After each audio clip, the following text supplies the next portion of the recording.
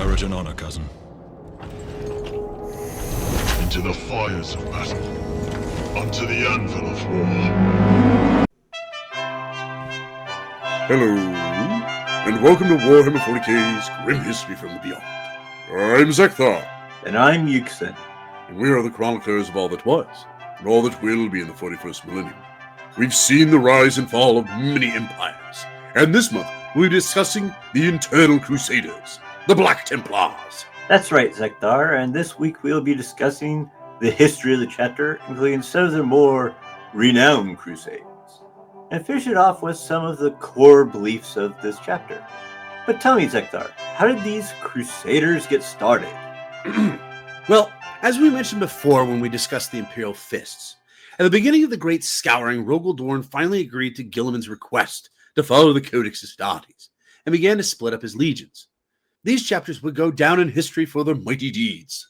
The Black Templars, the Crimson Fists, the Excoriators, the Iron Knights, the Fist Exemplar, and perhaps the Soul Drinkers. But we'll get back to them in a minute. Like all the Imperial Fist's second founding chapters, their character came from the individuals making up their ranks. The 7th Legion's Crusaders and Zealots gravitated to Sigismund, while to Alexis Pollux went the younger, more impressionable Imperial Fist brothers. Many of the attrition fighters that would make up the Excoriators had held the Imperial Palace walls during the Siege of Terra, and had found brotherhood with Demetrius Catafalque, while the ranks of the newly created Soul Drinkers were later erroneously believed to have been formed from the fleet-based shock attack elements of the 7th Legion. Dorn had also remembered the wisdom displayed by Captain Dantilian. He awarded the bold officer for his foresight by choosing him to become the first chapter master of the newly created Fist Exemplar chapter. This chapter was composed of more progressive Imperial Fist legionaries, who shared Dantilian's point of view. Now, all these chapters have etched their names in the halls of history with blood and lead, yet none are more prevalent in the Imperium's history than those that followed Sigismund, the Black Templars. Now, unlike his father, Sigismund refused to adhere to the Codex Astartes, seeing the foundational treatise written by Rabute Guilliman as an insult to the teachings of his own Primarch, Rogal Dorn. Instead, he led his warriors into the depths of space, taking war directly to the enemies of the Imperium. Pardon me, brother, but wouldn't Guilliman have a problem with that and have censured him? Or at the very least, have Dorn punish him? Well, he probably would have, except for a couple of reasons. The first and foremost was Sigismund was the Emperor's champion, as well as a chapter master. He probably had more clout and respect than any other space marine in the Imperium at this time.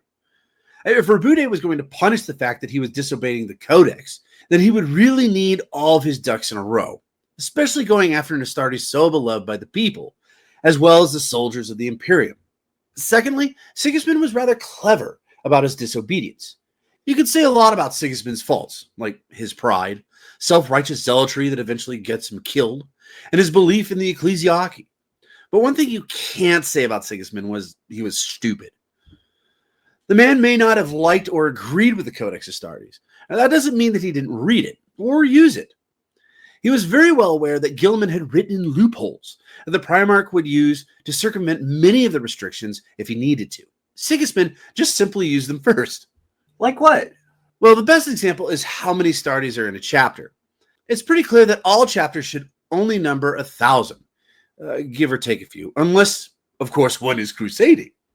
If you are on crusade, you can expand these numbers due to constant advancing into the teeth of the enemy.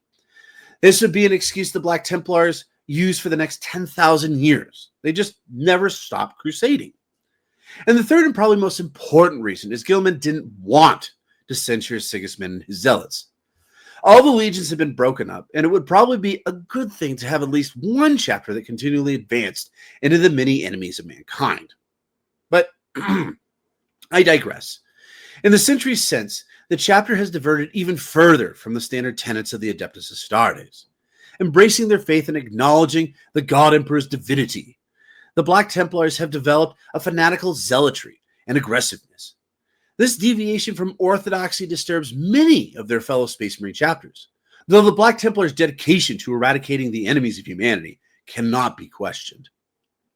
Sigismund swore an oath to prove his loyalty, never resting in the prosecution of his duties against the enemies of the emperor. It is an oath that every succeeding High Marshal has renewed, resulting in the longest Space Marine crusade in the history of the Imperium. It has smashed through the stars for over 10,000 years and came to the fore during the wars for Armageddon. Now, some of these crusades we have discussed in length on our other voxes, such as the Celestine Crusade, the Terran Crusade, the First Black Crusade, where Abaddon slew Sigismund, and of course, Armageddon. But today I figured we'd discuss some of their less known crusades. And I believe, Euxin, you wanted to talk about, I hope I'm pronouncing this right, the Angevin Crusade? Well done pronouncing that. Oh, I thank you. Unfortunately, we're not going to be talking about that crusade. At least, not today. What? Why? Well, as I was going over the data slates, scrolls, and books we have on the Angevin Crusade, the Black Templars are barely mentioned. They pretty much say that they were there and that's about it. Oh, I see. Well, what are you going to be talking about? Well, through my research, I found quite a few small crusades that I sank my teeth into, mainly 3. The Second Purging of Lestrade, the Assault on Cephian IV, and the Catalexis Heresy. Ooh. Now, the Second Purging of Lestrade occurred in 543.M36 as a part of the Athalor Crusade under the command of Marshal Gervard. During Lestrade's tumultuous past, a sect known as the Divine Army had gained control of the unremarkable hive world of Lestrade, located in the Ultima Segmentum. The Divine Army preached a doctrine of intolerance of those with even the slightest deviation from what their leaders viewed as the physical attributes of the perfect human being. They created genetically tailored viruses that targeted particular traits, eradicating whole swaths of the population. When Imperial contact was reestablished with this remote planet, only 2.5 million inhabitants were left of a world that had once boasted a population of 14 billion. So these guys are kind of like Terran 42's Nazis? That's right? Not even a remote comparison. What do you mean? These guys are significantly worse. Yeah, exactly. He's going to say something. Yet they were still A-okay for the Imperium at this point in time. Sorry, go ahead. Ironically, Lestrade had become a place of pilgrimage, and for centuries the faithful had come to bear witness to such spectacles as the Hill of Heretics and the Plain of Purity. Marshal Gervhard and the Black Templars of the Athalor Crusade had come to Lestrade to take heart from the planet's potent displays of faith from the past. But they were horrified by what they found. The Quintarchs of Lestrade had turned to barbaric blood rituals and human sacrifices in search of genetic perfection. At first, the Space Marines were welcomed as examples of genetic supremacy, but the more the Black Templars saw, the more they realized that the rituals of the people of Lestrade had too much in common with heretical cult worship of the ruinous powers. Marshal Gervhard ordered the planet cleansed of its degenerate inhabitants before continuing the crusade. After 4 standard years of fighting, the warriors of Marshal Gervhard forced the remaining forces of Lestrade back into the Plain of Purity, where they made their last stand before the Black Templars at the Hill of Heretics. The army was destroyed, the Black Templars showing no mercy and accepting no surrender. Following the Black Templars' departure, a number of demagogue covens began to rise. The Storm Giants chapter launches a series of punitive operations to restore order. So, Lestrade always just kind of makes me shake my head. Just this story, anyways. This is one of the few times, anyways, that I think the Black Templars really looked at what was going on and like, okay, this is even too far towards the ecclesiarchy for even our taste. We got to stop. We look at this as like, well, technically they aren't using ruinous power things, but let's just focus on this. They're over such minor infractions or attempts to create the perfect human being, they've wiped out such a high percentage of their population. Yeah, you went from what? 2.5 million from 14 billion with a B. Yeah. Just the whole thing anyways is just ridiculous. And you gotta wonder what happened when people pilgrimaged to there. Well, no, What is that's this what we're person saying. doing here? Is that This the person doesn't look Imperium right. was okay with it up until the Black Templars showed up, and they were like, okay, this is too far, even for us, which is saying something. They are the Black Templars. To me, anyways, it was ridiculous. So, yeah, but okay, you've got two more of these. We got to keep going. What's the next one? Moving on, it is a little strange bloodshed would take place on Cephian 4. It is a hot, arid world with very little in value other than a moderate mineral deposits and a fierce warrior culture that demanded total ruthlessness among its soldiers, which is probably what attracted Alpha Legion. A seditious chaos sect fostered by the Alpha Legion had taken root amongst its warrior cults, and rebellion was soon engulfing the world. Rebellion mercilessly crushed by the Black Templars in 343.M37. With the treachery over, the chapter's marine artificers and an army of servitors constructed a grim and imposing fortress that served to remind the planet's inhabitants of the dominance of the Emperor of Mankind as a staging post for the crusade into the Ghoul Stars and beyond. The chapter keep was also used as a recruiting base, for the people of Cephian 4 came from a fierce martial culture and provided many neophytes for the Black Templars. And far from resenting the Black Templars' continued presence, the warriors of Cephian 4 respected their strength and harshness. Though over 4,000 stared years has passed since the fortress was raised, it has always been occupied by at least one crusader squad, and legends tell that should the keep ever be abandoned or fall, it would spell the last days of the chapter. But over time, such respect turned to hate, and cults once again flourished within the ranks of the warriors of Cephian 4. And, though outwardly the planet remained loyal, worship of the dark gods took hold, once again promulgated by agents of the Black Templars' old enemies, the Alpha Legion, who had designs and reasons of their own to foment revolt on the world. In addition, diabolical pacts sealed with the Drukhari helps to distract their ancient enemies from mustering to intervene in their grand designs. The current Castellan of Cephian 4 is Chaplain Develain, a warrior of great skill and wisdom who has served the chapter for over 200 standard years. His experience in battle is passed to those initiates and neophytes who muster at Cephian 4, and none can doubt his loyalty or devotion to the Emperor and the chapter. When the warriors of Marshal Ulukiel's Thunder Crusade entered orbit over Cephian 4, they demanded fresh neophytes to join them in crushing a spate of chaos cultist uprising in the Dominion of Storms.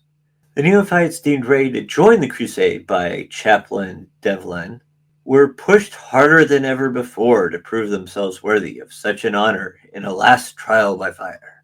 Unbeknownst to the Black Templars, the Alpha Legion had formed an unholy alliance with the Drukhari from the Cabal of the Sundered Blade in order to delay or prevent the Thunder Crusade from reaching its ultimate destination.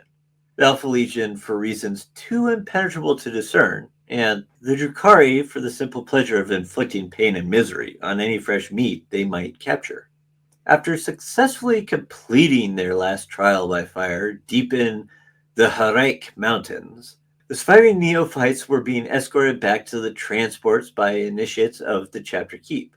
While en route to their rhinos, a force of Drukhari launched an attack on the Black Templars in order to capture the new recruits as slaves and slay the master of the chapter keep. The Black Templars fought a desperate battle to protect their neophytes. Chaplain Develain and his warriors escaped the ambush, but while en route to the chapter keep aboard a flyer, a missile streaked up from the mountainside and exploded beneath the aircraft's engine compartment. The pilot had time for only the brief distress call before crashing in the foothills of the Harake Mountains, only a few miles from the chapter keep. A rescue mission was immediately dispatched to rescue any survivors and recover the warriors' relics and gene seed. But even as the Black Templars closed in on the crash site, it was clear they were not alone. As a shambling host of mutants, heretics, and traitors attacked the survivors. The enemy had revealed his hand too early with the attack on the downed flyer, and the Black Templars readied themselves for a full assault. Soon enough, a vast host of enemy warriors, heretics, and mutants advanced on the chapter keep. Led by Chaos Space Marines from Alpha Legion and a dangerous rogue psyker of terrifying power. For days, the forces of Chaos battled the Black Templars, dying in their thousands as the guns of the chapter keep scythed their enemies down.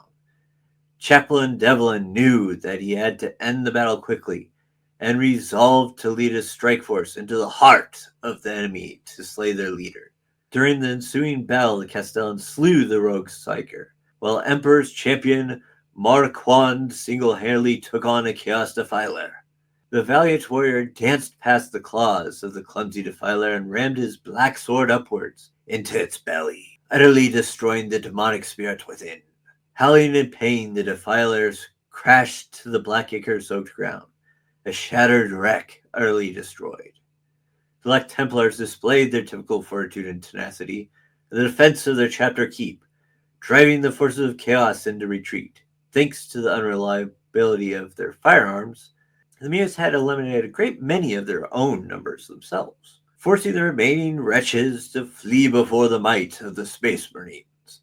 The Black Templar showed no mercy to those who had somehow survived their final counterattack, slaying any and all survivors.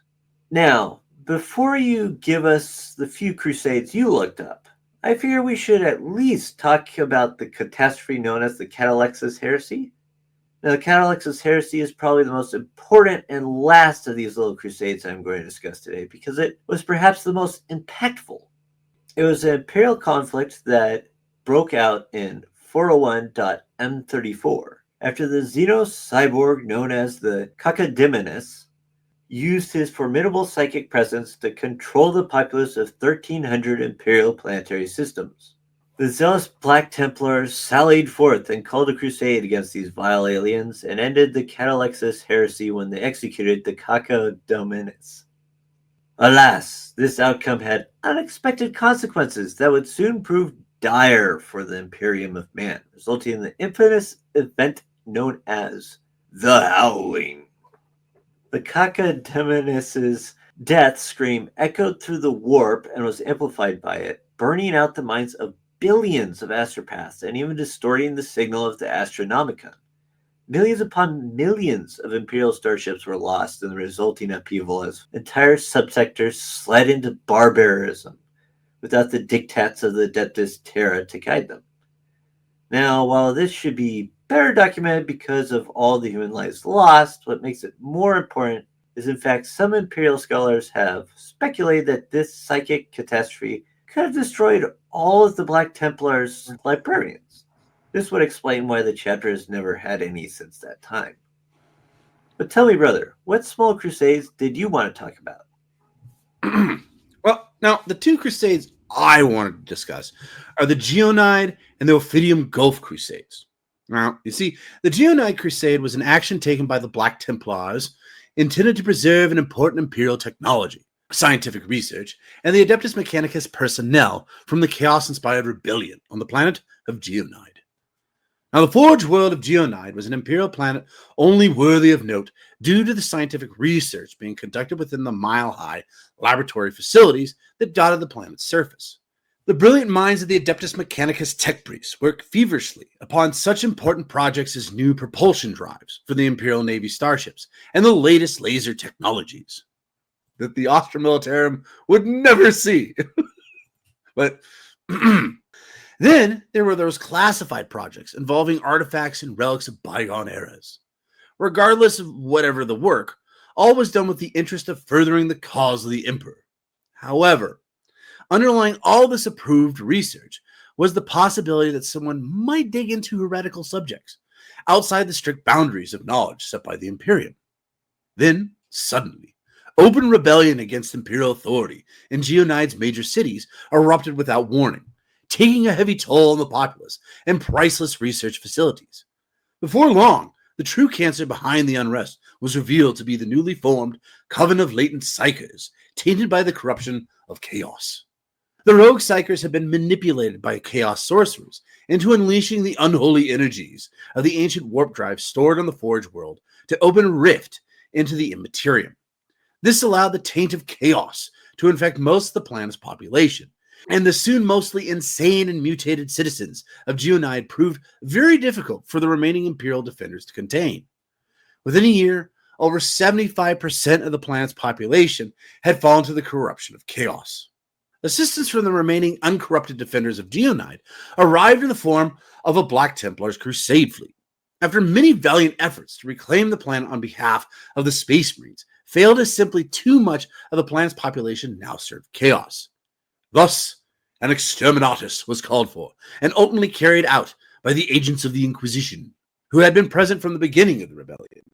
However, the Inquisition held their fire while a group of brave Black Templar Astartes ventured to the planet's surface to retrieve invaluable Mechanicus artifacts, research documents, and important Imperial personnel from being swallowed by the rage of the ruinous powers forever, and the bombs.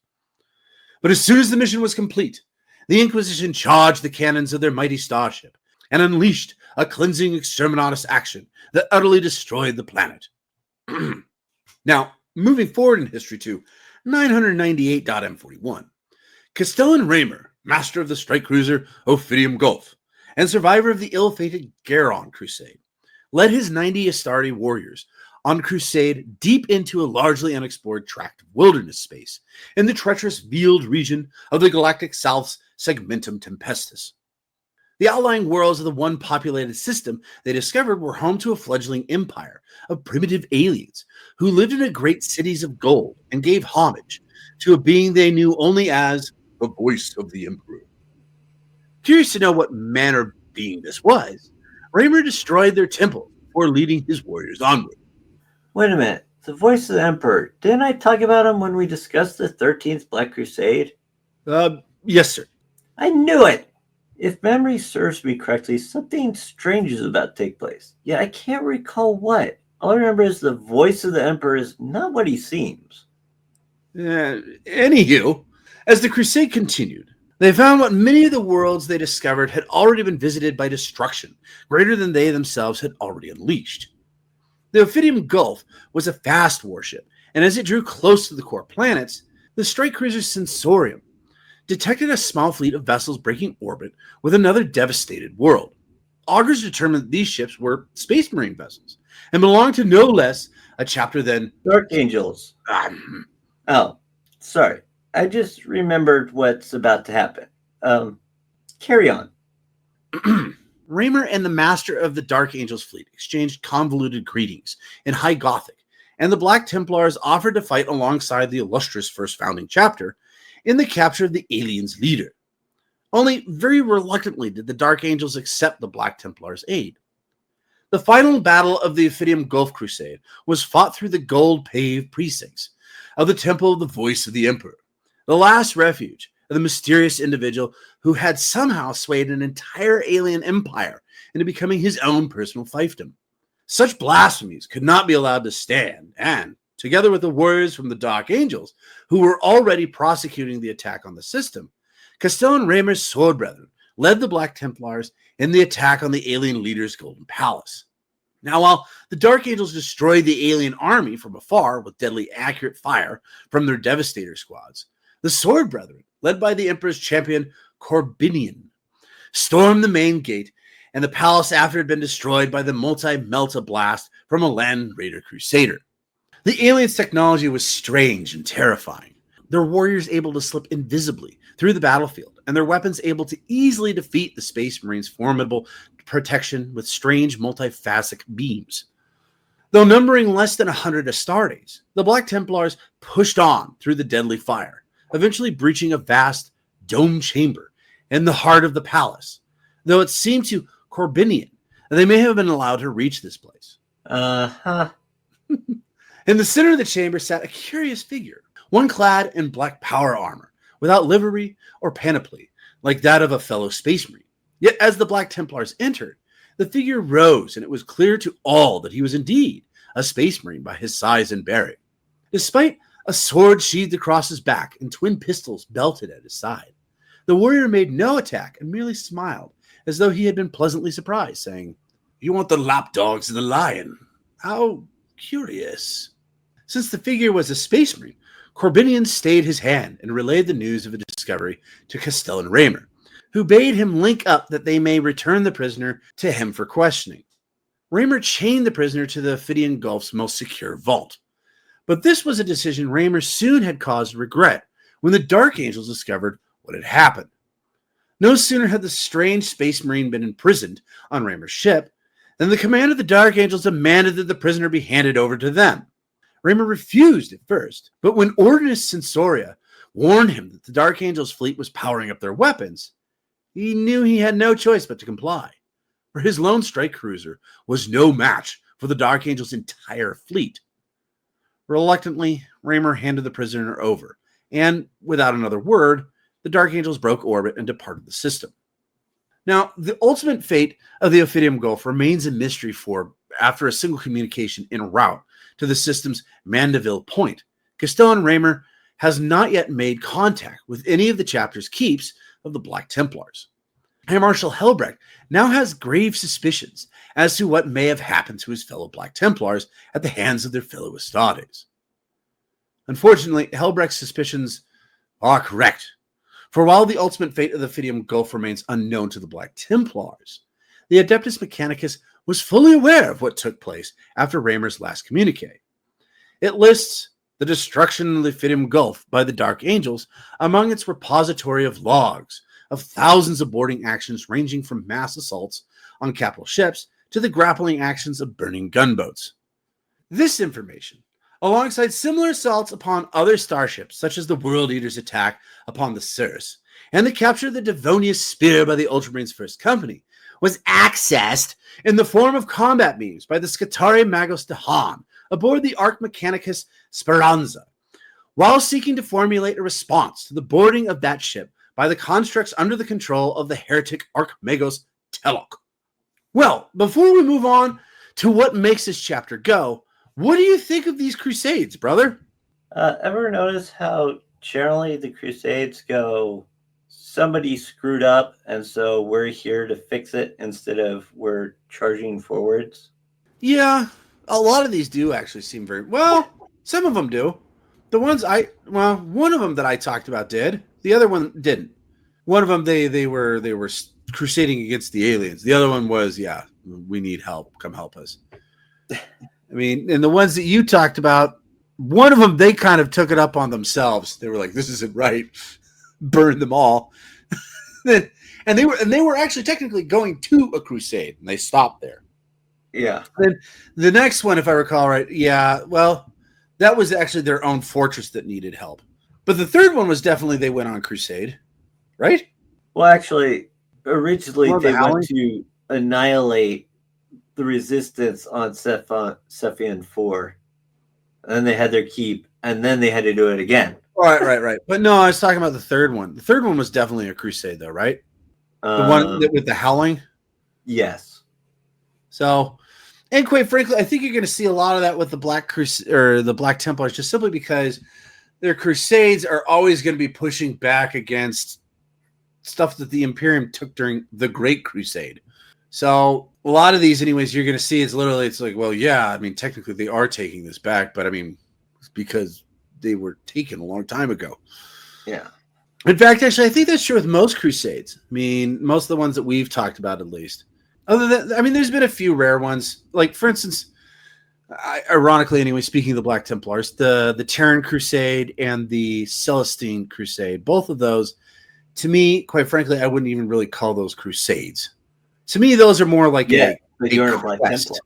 I know I'm not a Black Templar, but to me, anyways, I would call those quests, because you're not, a crusade is like an act of avengement that you're going to conquer someplace.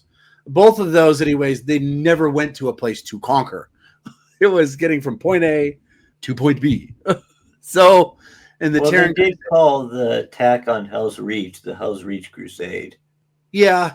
So, I mean, I think it's just the Black Templars call everything a crusade. It's kind of like the Mummy Returns. One guy's like, "Why is everything with you curses? That's cursed. This is cursed. You're cursed. Everything's cursed."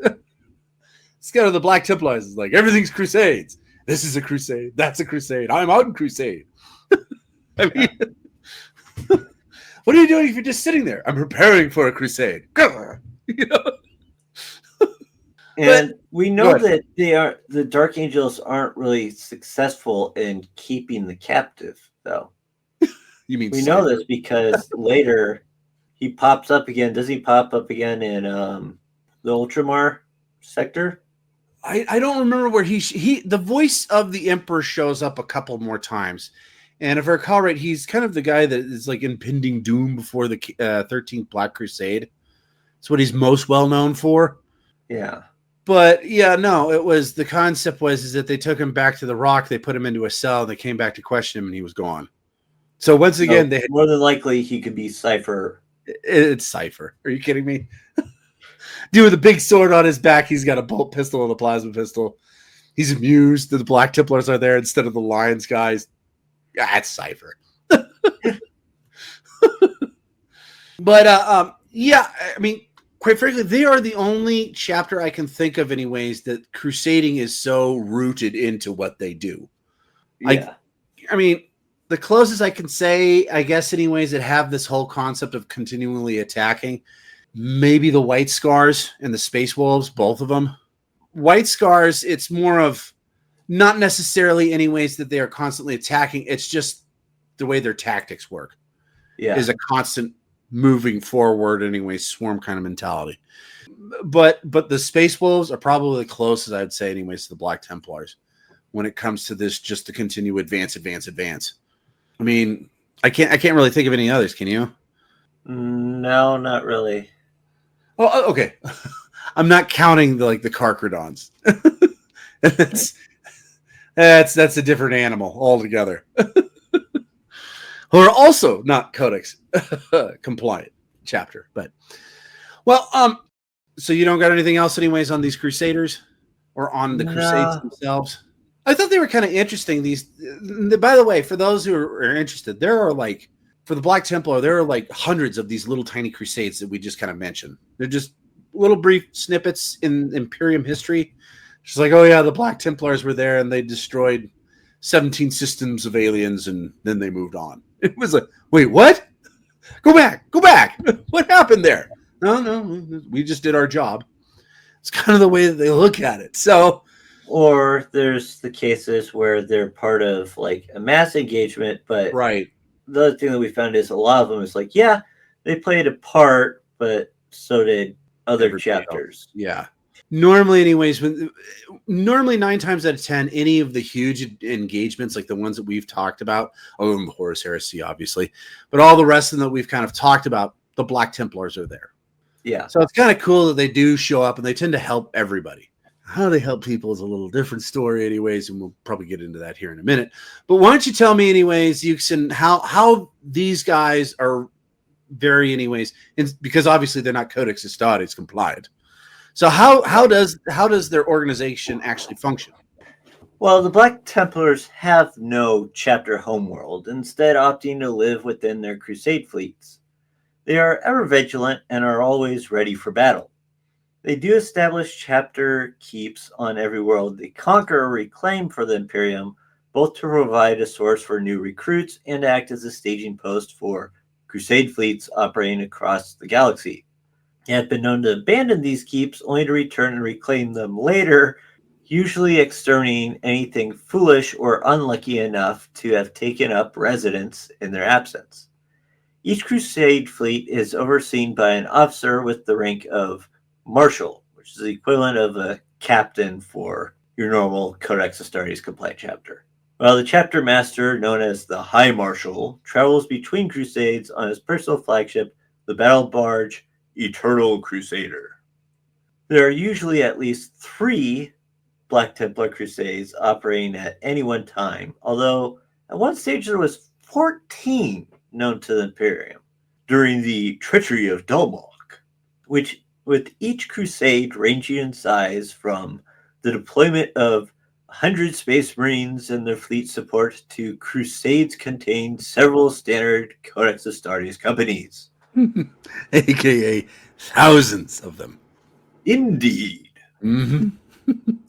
It is said that only the High Marshal has any idea of the Black Templars' full numbers, but it is rumored in the Inquisition that there actually number close to 6,000 Space Marines, which means that the Black Templars are one of only 3 chapters of the Adeptus Astartes, the others being the Space Wolves and the Grey Knights. If you could really call them that. Yeah, I wouldn't Sorry. call. Well, technically, they are listed as a chapter.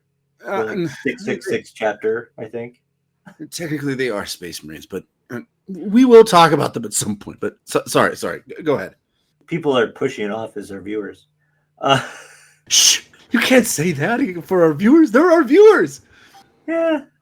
Thought to violate the 1,000 Space Marines to chapter limitation as prescribed by the Codex Astartes. Such a force united would be nigh unstoppable in the Imperium of the 41st millennium.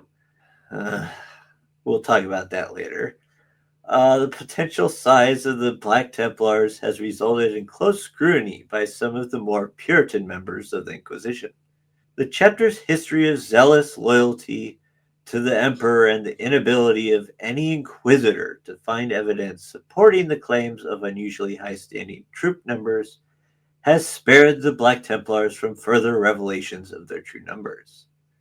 However, this has not prevented the Inquisition from trying to reveal the hidden size of the Black Templars. Which, assuming is one of the many reasons the Black Templars despise the Inquisition. Indeed. Yes. The larger Black Templar Crusades contain multiple fighting companies, each led by a sword brethren of the chapter who has been raised to the rank of Castellan, equivalent to lieutenant in the Codex Compliant chapter. The largest crusades will be personally led by the High Marshal, since the individual squads of each fighting company tend to form and disband on an ad hoc basis. Most fight together out of familiarity and comradeship more than any imposed organization. Rough squads form with 5 to 10 initiates, fully fledged Black Templar battle brothers, with no more than an equal number of neophytes, which are Black Templars in training. These squads have no sergeants because the experienced members are quickly elevated to the ranks of sword brethren, who take on the role of non-comm officers. A neophyte of the Black Templar differs from neophytes of other chapters in that they have already successfully completed the physical process of transformation into Astartes by the time they achieve this rank. Due to their preference for engaging their foes in close combat, few Black Templars are willing to use heavy ranged weapons. As a result, Devastator squads and other fire support squads are unusually rare amongst the Astartes of this chapter. The Black Templars deviate from Codex Astartes compliant chapters, including their progenitors, the Imperial Fists, in one primary way. The chapter's zealous hatred for mutants and the inherent trust of the warp and anything related to it means that the chapter possesses no librarians and maintains no librarius. The Grey Knights, known for their utter incorruptibility and genetic closeness to the Emperor, represent the only Imperial Psychers that the Black Templars will take as allies.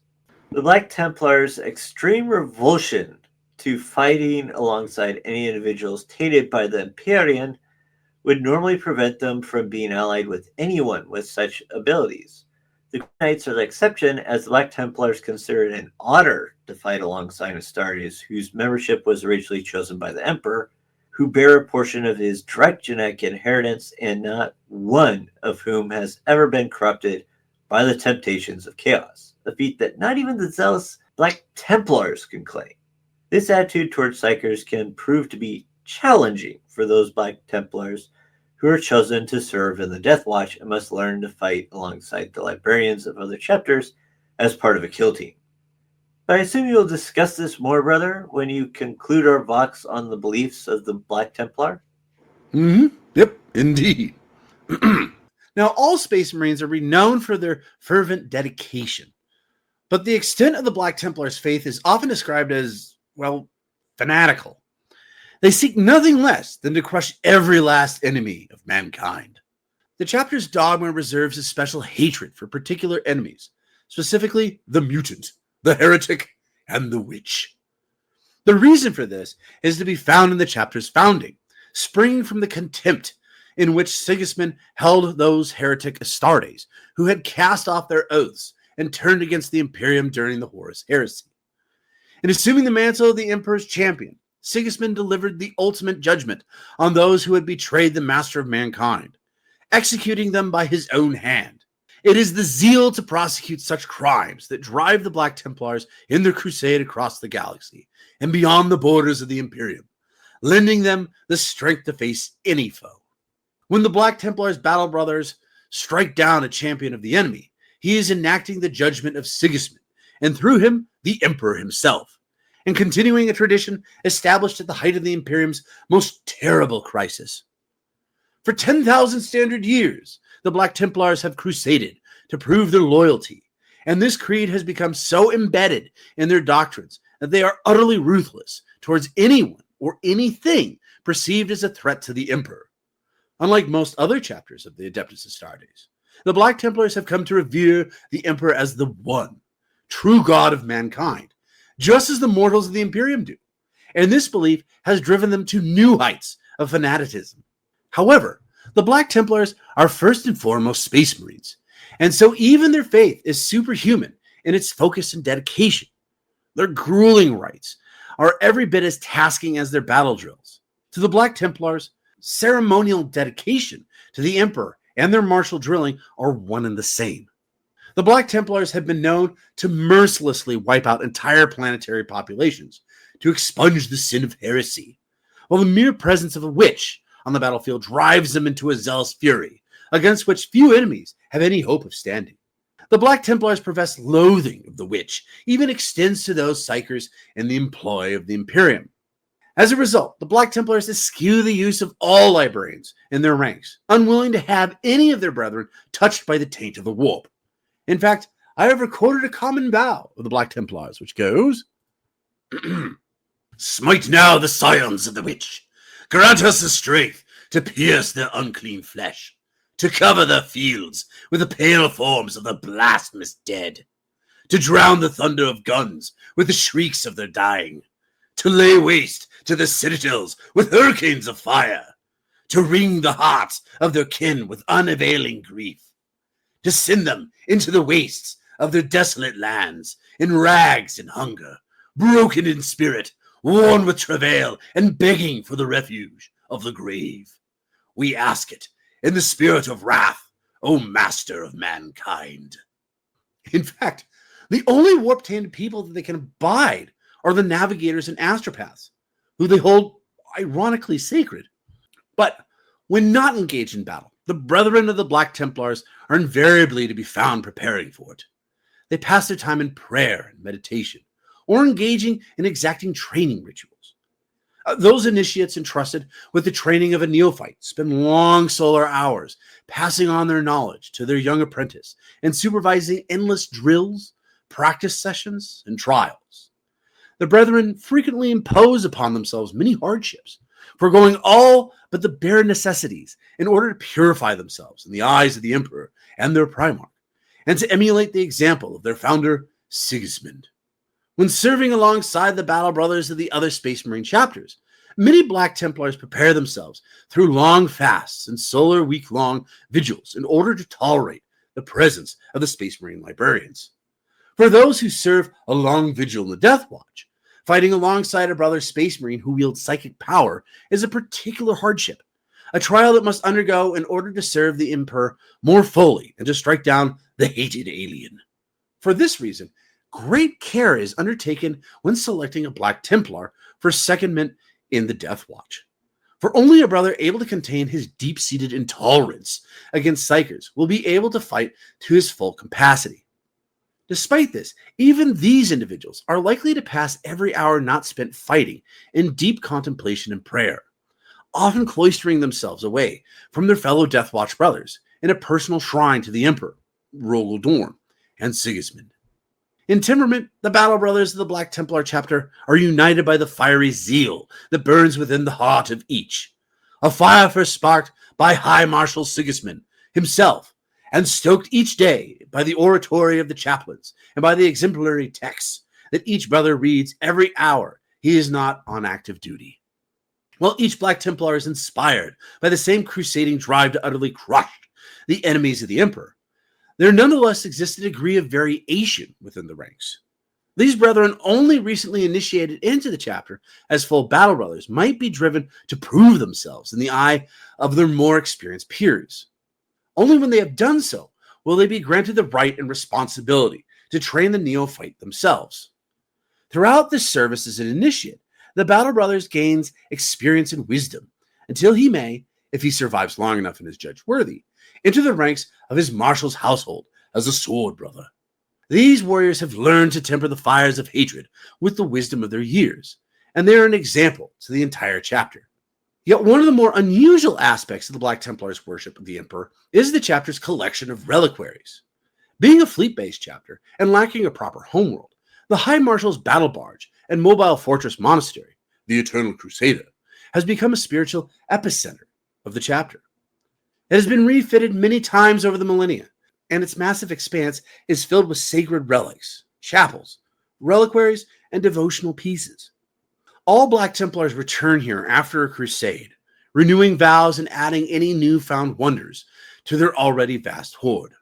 Some of these pieces date back to the Great Crusade, banners carried before the Emperor himself, a piece of the First Aquila, a blackened skull reportedly struck by the Emperor's scorched psychic energies, and thousands more. Now, aboard the Eternal Crusader lies the Hall of Records, a vast archive where a legion of scribes and servitors toiled to record the history of deeds of the Black Templars' far-flung forces. As such duties of record keeping would normally fall to chapter's librarians. But, like I said before, no librarians. Why is that, by the way? If I recall right, Sigismund didn't have any huge issues with librarians when he was an Imperial Fist. He just seemed to follow Dorn's dislike. But other than that, I don't think it is really brought up. Don't know. It is uncertain how or when the Black Templars ceased to field librarians, for with their disappearance, much of the chapter's history was also lost. Outsiders suggest that as the chapter came to worship the Emperor as a god unlike most of their fellow members of the Adeptus Astartes, they took his decree at the Council of Nicaea to disband the Space Marines Legion's Librarius Corps as holy law. Others whispered that the Black Templars' gene seed has somehow deteriorated, or that their librarians were slain during a great war in the chapter's history. Now, like you said before, some scholars point to the Black Templars' final battle at the end of the Catalexis heresy in the 34th millennium, and the apocalyptic psychic death scream that tore through the warp after the slaying of the Cacodemines as another possible explanation. Whatever the truth, the Black Templars have come to accept the loss of their librarians as part of the Emperor's divine plan. If the Emperor decides to once again bless the Black Templars with librarians, they will embrace it. But until that day, they will wage battle without those powerful warriors at their side. Now, while the Black Templar are students of all aspects of warfare, they prefer nothing more than to get into an enemy's face, close enough for their sword to do the talking. Yet, the couple seconds it takes to holster your weapon and to pull a blade out can be costly. But the Black Templars have come up with a solution, thanks to, of all people, the World Eaters. They chain their weapons to their arms and it is known as the Chains of Deliverance and Zeal. Now, most Black Templars use devotion chains to bind their weapons to their fist on the eve of battle, removing them only once victory is achieved. This tradition harkens back to, like I said before, the Great Crusade. Now, this tradition of using chains to bind weapons to one's arms was originally started by the World Eaters when they were still the loyalist 12th Legion, a tradition which eventually spread to other Space Marine legions after its popularity had extended well beyond the World Eaters' fighting pits. In fact, Sigismund, the first captain of the Imperial Fist, took to the custom with his usual zeal, binding his knightly weapons to his wrist on dense black chains. He had made an impressive name for himself within the bowels of the Primarch Angron's flagship, Conqueror, dueling with the 12th Legion's finest warriors late in the Great Crusade. Now, unlike the devotion chain, the chain of zeal is no such fleeting token. It is secured to the weapon and armor with a permanent weld that lasts as long as the Space Marine serves. Furthermore, because taking off a gauntlet with a chain still attached is a shameful act that entails great dishonor, thus the wearer of the Chain of Zeal must keep his armor glove donned and weapon in hand every minute for the rest of his days. Well, Yuxin, what do you think of these hyper-zealous, violent, and utterly devoted chapter? Sound like a lot of fun, don't they? Depends on what you call fun. No, I mean just like in general. I mean, I know Space Marines in general aren't like You're not going to somebody the you bar want with to them. pal Yeah. around with or things like that, other than maybe the Space Wolves. Yeah. But these people would be even at Space Marine level, one of those people that they wouldn't really Quite frankly, what do you do? Well, we pray and we get ready for battle. Okay, what do you do when you're like not doing that. not doing that? Nothing. We're We're always doing that. praying, fasting, and getting ready for the next battle. Don't get me wrong. I have a huge respect, anyways, for the way that they deal with combat. That whole righteous fury storming into battle. That I can see that, anyways, working really well for you.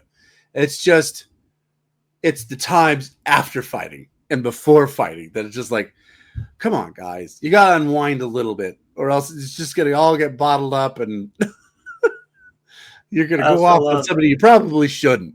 I also love how one of their ideas of staying pure is to fast before getting into combat. That's actually from Terran 42. That's actually not uncommon from back in the day. A lot of crusaders actually would fast before they went into battle. Because all you Depends on how long you're fasting, I guess. If it's like, we're not having breakfast before we go fight, it's like, okay, that kind of makes sense. I mean, if you had like a heavy breakfast, that might slow you down. Okay. But if it's like, we aren't going to eat for a whole week before we go into battle, it's like, you might want to rethink that one. Yeah. You're going to need some food, or else it's going to start weakening you. That's what was popping in my mind because, okay, we know we're going to have to deal with having these psychers, so we need to fast. How long? Well, 3 months. Maybe not that long, but like a month or two. It's like, I'm not sure you want to do that, Chief. I don't think it would hurt them all that much, just simply because, well, they are Space Marines. Space Marines can go really long time without eating, and it doesn't really affect them more than a human would. For a human, anyways, a month, no, you wouldn't be able to fight. You would just, they would open the doors and you would just like fall forwards. Yeah. Going, food, bread, my lord, bread. But the whole, I mean, just that whole, they're holy warriors. That's the whole aspect behind them, I think. Which, if you look back in history, anyways, they're like, for instance, for Terran 42, if you look back at the history of Terran 42, you can find all sorts of holy warriors. I say that in quotations, by the way, because a lot of times, anyways, they weren't really all that holy. But I mean, like, for instance, the Knights Templar were considered, like these holy warriors. You had, what do they call them? The Pope's Guard, the Swiss Guard, were considered, kind of along the lines. The monks, what do they call them? Shaolin monks. Was that?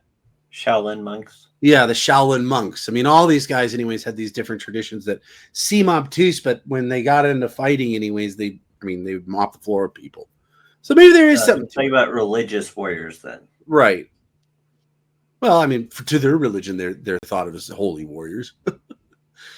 But what I'm saying is that, I mean, this is very much, anyways, this is the Astartes version of that. If you're looking at for the holy warriors or the religious warrior sect, anyways, for the Astartes, it's the Black Templars. I can't think of any other founding, anyways, that even's close to this. In fact, that's probably why they would not get along at all with the Space Wolves, because the Space Wolves are in the firm belief that the Emperor is not God.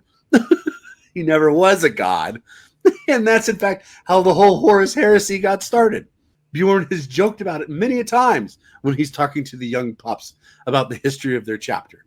So they would not get along with the Black Templars. Yeah, They I might be think wrong in a there has battle. been records of actually them not getting along well with them, even in just a brief combat together. It's Yeah. like, Okay. yeah, So we'll do it together, but afterwards, go away. go away. You piss me off. Why? Because you have a librarian. And first of all, they aren't librarians. Yeah, they're They're rude warp touch. priests. Okay, fine. That sounds like a witch. It's like, well, take it way you want it, man. But although, ironically, anyways, next week when we talk about like notable characters, there is one character I want to talk about who did fight alongside. Oh, I can't remember which Wolf Lord it was, but the Wolf Lord like promoted him, and he was like, "Yeah, this guy's like really good at his job," and they actually work really well together. It's the only time I've ever heard, anyways, a Black Templar and his soldiers working really well with a Wolf Lord. So I was kind of shocked. I had to read it twice. I was like, "What?" Probably mind because you- he had a lot of blood claws with him. Well, it also, I think, also helped that it was by that point. I don't think he was a Black Templar. It took place right after during the time of the War of the Beast. So I remember when the Imperial Fist, anyways, pretty much got the whole crap kicked out of them. There was only like 2 of them left. So then they reinstigated the Imperial Fist, so that they brought a bunch of Space Marines from different some sort second of foundings and protocol. whatnot. Yeah, he was one of those. Which, by the way, makes it laughable when with that one statement back when 6,000 people. I can just I'm see. sorry. I Hi, just Marshall. have to bring this I don't up. know if we can spare them. In fact, if I recall right, wasn't it when he did that anyways, the people that actually complained the most was the Black Templar? Like, we don't want to give up our guys. Like, yeah. Come on, man. Here's the thing. It's the War of the Beast is a perfect example, okay? The Imperial Fists were almost completely annihilated. Mhm. And it wasn't like even close to them beating the orcs. Not even close. Oh, okay. I know what you're talking about here. You're going back to, anyways, the concept, anyways, that 6,000 6,000 would be nigh impossible to destroy. Yeah. I find that hard to believe. It's that whole numbers thing. It's, yes, I understand that Space Marines are mighty warriors. They're very, I mean, you could with a single Space Marine take out probably if you dropped a Space Marine on Terran 42, they could probably take out a whole company of United States Marines. Sure. I mean, if they got into it, yeah. But that's about it. I mean, eventually the Marines, anyways, are going to figure out, anyways, what this thing is, and they're going to figure out how to kill it. I mean, it's just one lone dude. Right. I don't care how tough you are. I mean, you're just not going to win. So, yeah. Those numbers will eventually get to you. Numbers, yeah. If you've got 100,000 people and they're all armed with pitchforks and you have one lone knight in power armor, they will eventually kill you. The pitchforks will eventually get through the cracks of the armor. It's just going to happen. But like with 6,000 Space Marines, if they all were acting with one, yeah, you could go through quite a few planets with that, though.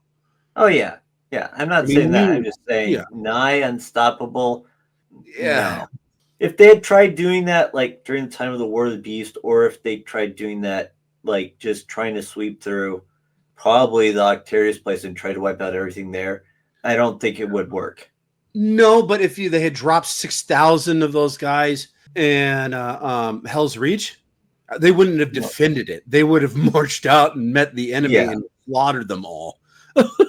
So yeah, I mean, we'll have to one of these days, anyways, actually do kind of like what can a Space Marine really actually take on, and and vice versa. Because I know, anyways, like for instance, on Terran 42, there's that game, that tabletop game that people play, and the problem with that is that, I mean, according to lore, the Necrons should win every single match that they play. I mean, with the firepower that they have, it just doesn't work that way. And on that note, unfortunately, we are out of time for today. Join us next week as we talk about the most famous Black Templars. Fantastic. But if you enjoyed our little show, could you please be so kind as to push that subscribe, like, or follow button? And if you wish to help us expand our work on 40k lore, by all means, support us by joining our membership program on our YouTube channel to Tales of Ashraka. Yes, and remember, anyways, if you become a member, then you can tell us what you want us to talk about for the next month. But until then, have a great day. And Until next time, this is Ekthar, And Yuxin. signing off.